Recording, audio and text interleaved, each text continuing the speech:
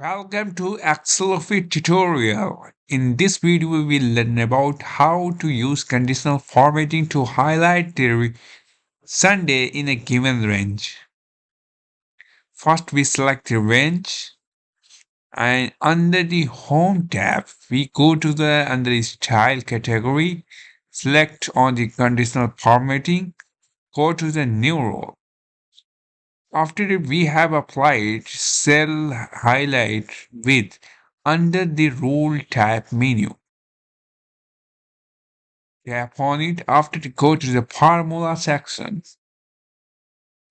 Define a equal to after we use text function here and select the cell here and F4 F4 F4.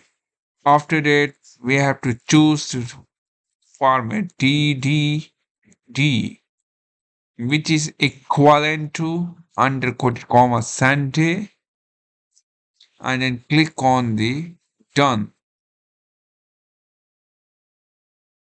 Okay. It will apply or in the given range. All the Sundays will highlight with the given color or formatting. Thanks for watching my videos and subscribe for more Excelophy and Excel videos. I hope this video will be a little bit helpful.